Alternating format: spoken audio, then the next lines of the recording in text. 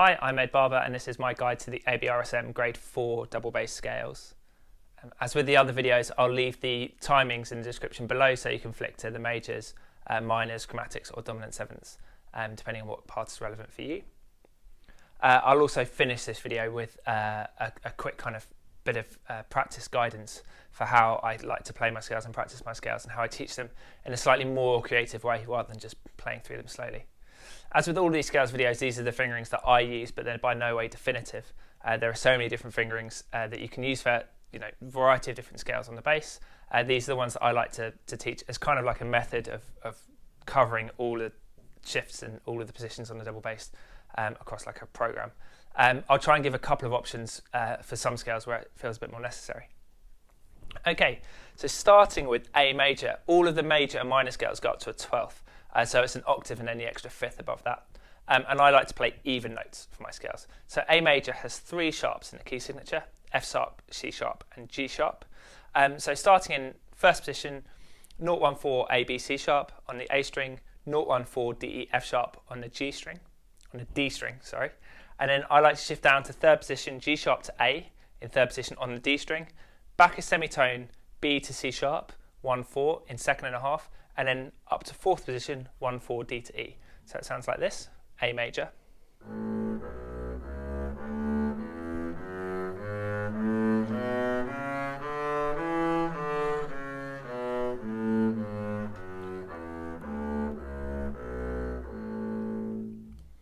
So with all of the scales that you play, it's quite nice to increase the speed of bow and move your bow towards the bridge as you get higher up on the bass, just to have a natural shape to the scales.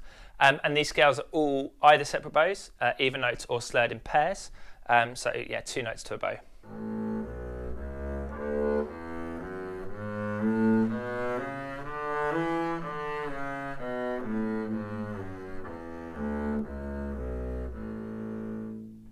I'm going to do the arpeggios straight after the scales as well, because I think it's an easier way to kind of get your head into a key. So A major arpeggio, A, C sharp, E, and then because we're going up to the fifth, so it's A, C sharp, E, A, C sharp, E. Starting first position, open A, C sharp with 4 fingers, E with 1, so 0-4-1. And then pop down to third position, 4 on the D string again for the A, 2 across for the C sharp, and then up to fourth position, 4 fingers for the E. So the whole thing.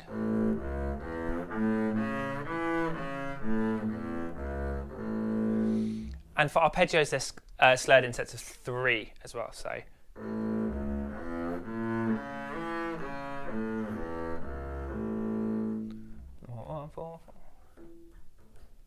yeah, cool. So you have 2 notes left over. So that's A major, scale and arpeggio. So for E major, we can do exactly the same fingering, exactly the same shifts, just down a string. So E major has got 4 sharps: F sharp, C sharp, G sharp, and D sharp. So this one, 0-1-4 on the E string, 0-1-4 on the A string. And then I like to pop up to third position on the A string, D sharp to E, and then back semitone to second and a half, F sharp to G sharp, and then up to fourth, A to B. So E major sounds like this.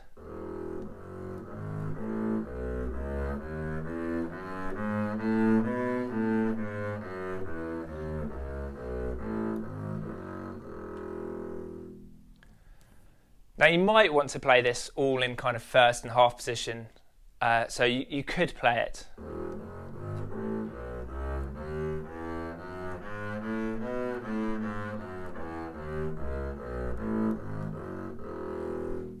But for me, they feel like quite faffy shifts, going half to first, half to first, half to first. If you've already learnt the shifts on the A major scale, it's quite nice to use the same shifts on the E major. It's also quite nice to have a D sharp. Those notes, D sharp, E, G sharp, F sharp, G sharp, A, B, in positions that you wouldn't necessarily play them. So ignoring the G string and just getting some warmer tones on the bass, using upper positions on the lower strings. And so for E major scale, E major arpeggio, we don't need to pop all the way up to fourth position. So we can do E, G sharp, B, and then the next D all in first position. Then pop down to second and a half for the G sharp to B, 4-1 across.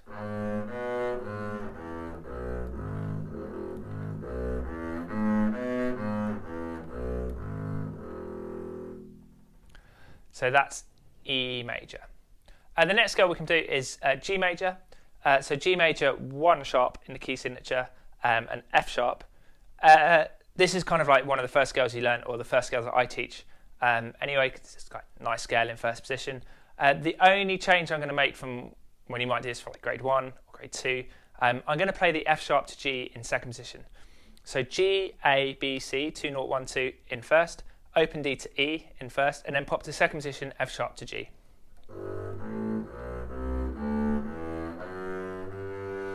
And then to first position, A to B, 1, 4, and then third position, C to D. So slurred in pairs, the whole scale sounds like this.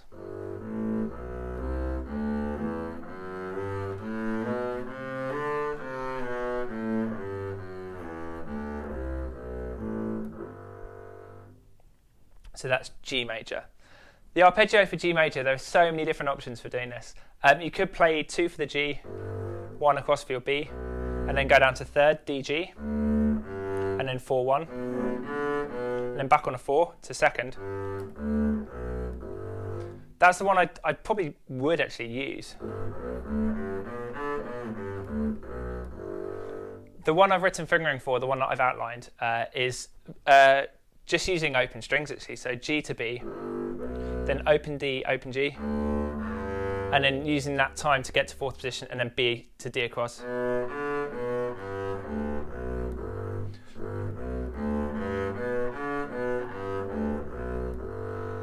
It's quite weird to work out playing on the G string and then playing back on the D string, but it does work. The only thing you've got to be careful of is slurring, and just having the right bow speed and bow weight to make sure that the sound is nice and even when blowing the open strings.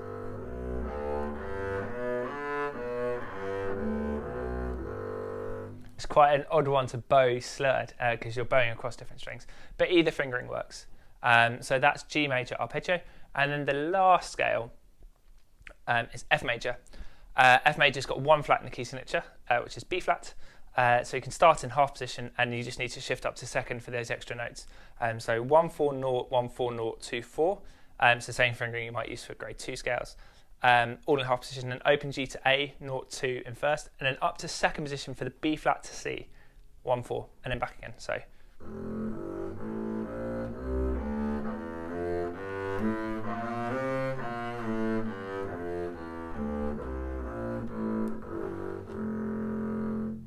So that's F major, and then F major arpeggio, 1, 0, 4, 4, 2, 4.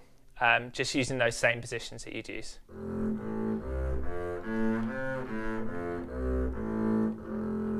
So that's F, A, C, F, A, C. So they're all the major scales and arpeggios. Now the minor scales. I'm going to use a similar approach to the minor scales, actually using probably the same fingering for the A major and the E, A minor and the E minor. I like to play harmonic minor scales. So harmonic minor scales is with a minor third and a minor sixth, and then a raised seventh.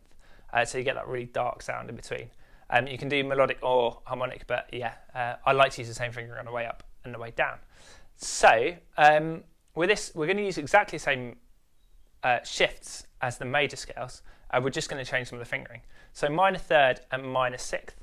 A minor has got nothing in the key signature except we're going to play the raised seventh, which is a G sharp. So open A, B, C, 1, 2. Open D, E, F, 1, 2. Then up to third position, 2, 4 for the G sharp to A on the D string. Back to second and a half, same as you did with the major, except this time 1, 2, B to C natural, and then 1, 4 in fourth, D to E.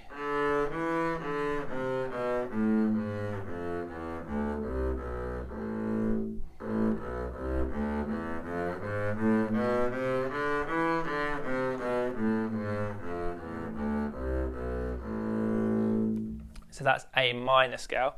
A minor arpeggio, again, we can use the same positions as the A major arpeggio.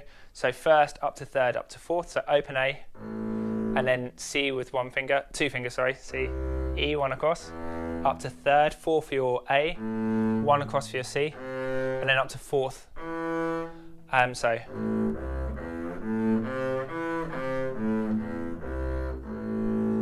So that's the A minor arpeggio, 0, 2, 1, 4, 1, 4, first, third, fourth. So for E minor, we can then use exactly the same fingering for the E minor scale. yeah, as you did for A minor.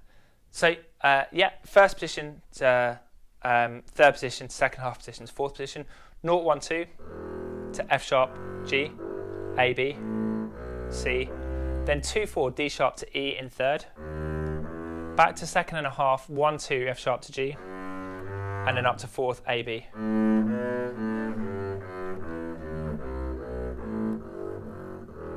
So the whole scale.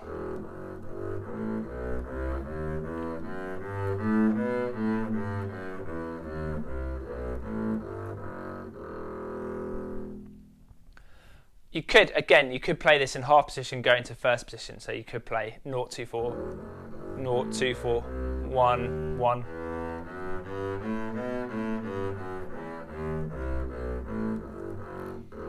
That fingering is perfectly acceptable, and that actually probably makes more sense to play. My only thinking is that if you've done all the work learning shifts for the A minor and A major scale, you might as well just do exactly the same down a string for the E.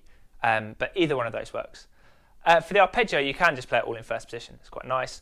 Open E, G with 2 fingers, B with 1, E, open G, and then B.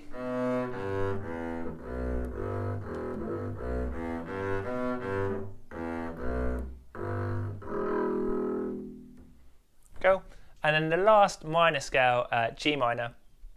So G minor's got 2 flats in the key signature. Actually, the minor third and the minor sixth, the B flat and the E flat, and then the raised seventh, which is an F sharp. So starting in half position, I'm going to use like the beginning of the scale in half position, and then I'm going to use the same shifts as the major scale, using second, first, and third. So 4, 0, 1, 4, 0, 1 in half.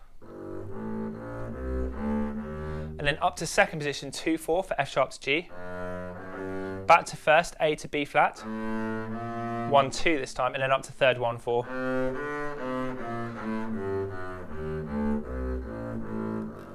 So slurred, I haven't done any slurred in a while.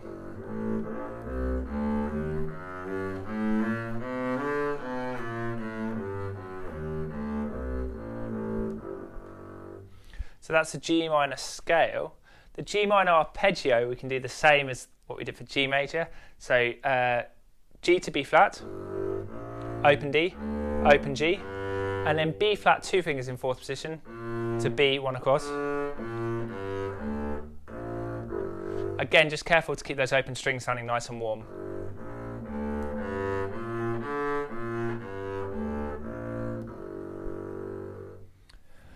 So that's all the scales and arpeggios completed. Next we'll move on to the chromatics. So there are 2 chromatic scales for grade 4. The general vibe of chromatic scales is obviously playing every semitone note between 2 different notes, so a 12-note scale. The kind of general guidelines that I have for playing chromatic scales is just to shift up on the first finger from half to first position when you're going up the scale. When you're going down the scale, to shift back 4 to 4, first to half. So let's start with G chromatic. Sorry. So G chromatic 2, 4 in first position for your G to G sharp, back to half 0, 1, and then up to first 1, 2, 4, 0, 1 in half, 1, 2, 4, 0 in first. Sounds like this.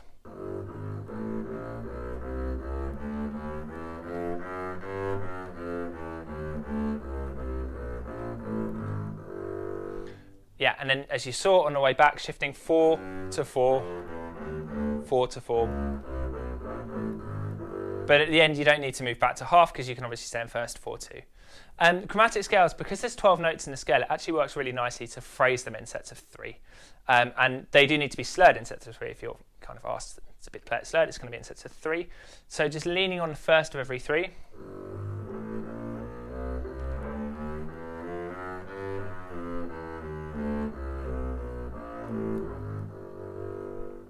It's quite a nice way to play them.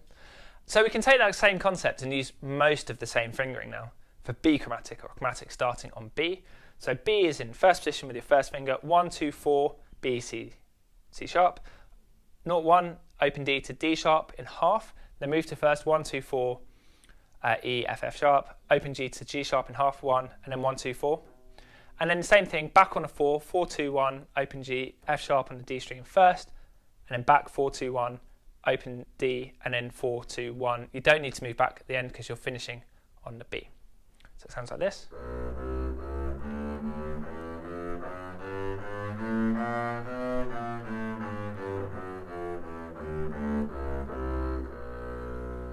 That same idea of emphasising the first of every three and using gradually more bow as you get up the scale just to give it a natural bit of shape. So yeah, that's the chromatics. And then finally the dominant sevenths. So the dominant sevenths, we're going to do our first one in the key of A. So to find the dominant seventh, you go up to the fifth note of the scale, A, B, C sharp, D, E. So we're going to start on an E. We're going to play an E major arpeggio or an E arpeggio using the key signature of A and adding the seventh note in as well. So using three sharps, we're going to play an E arpeggio and then resolve down to A. So open E, 4 for your G sharp, 1 across for your B, and then the open D is the seventh, the dominant seventh of E. Then come back down and resolve to an A. So 0, 4, 1, 0, 1. That's E, G sharp, B, D, E. That's the dominant seventh in the key of A, starting on E, and then resolving to an A.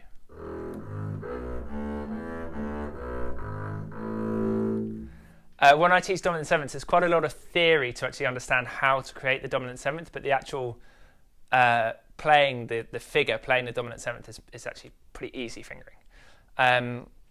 So yeah, 0, 4, 1, 0, 1, 0, 1, 4, 0, open A. And they just need to be played separate bows. So the next dominant seventh is in the key of B. So we're going to play a dominant seventh B, C, D, E flat, F. We're going to start on an F in half position. We're going to play F, A, C, E flat, because we're in the key of B flat, so dominant seventh, E flat, F, and then come back down, E flat, C, and then open A, and then finish on a B flat to resolve. So it's going to sound like this.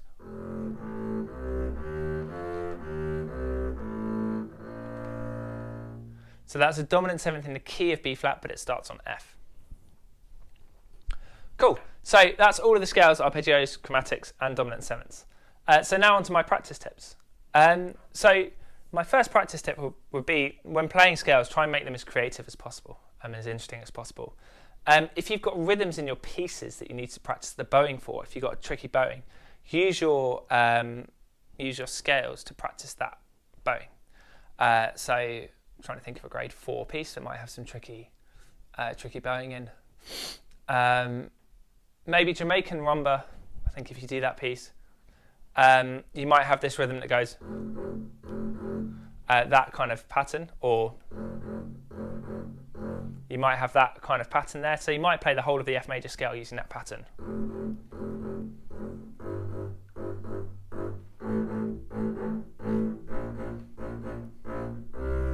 So you can listen out for your intonation, but you can also practice your bowing at the same time. One of the other things you can do is you can use a drone. I quite like using drones on YouTube. So I'll just show you how I go about using a drone on YouTube. So we're just going to go into YouTube, type in cello drone or just drone, and I'm going to be in E for the time being. So once you've got your drone, you can do loads of different things. You can play your scale along to a drone, so you can check your intonation. This is E major.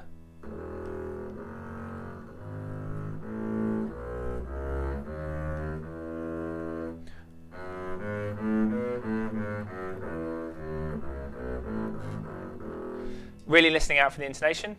The other thing you can do is you can just turn it up, and then you can just improvise over the drone using the fingering that you'd use for an E major scale. So as long as you stick with the fingering, it's quite a nice way to practice.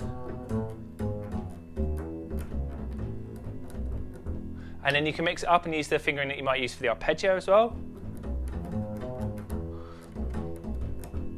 And then again back to the scales.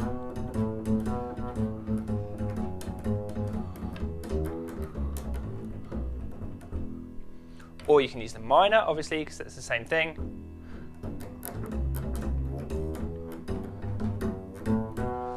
So that's one of the options that you can do. So that's just using drones.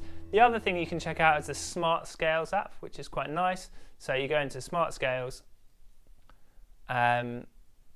into, we're in grade 4.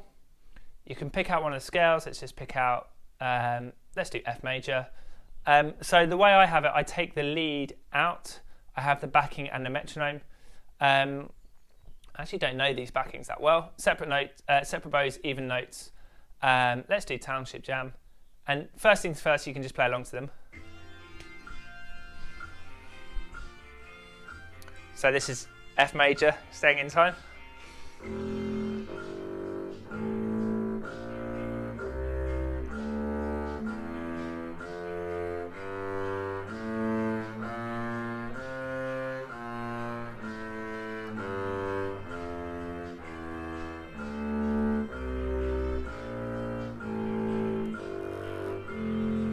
So that's one of the things you can do. If you keep it rotating, then you can do the same thing of just improvising around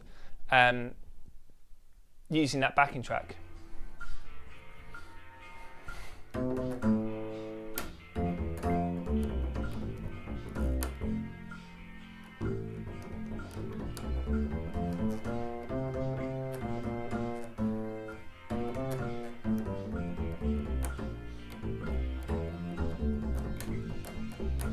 Or the arpeggio.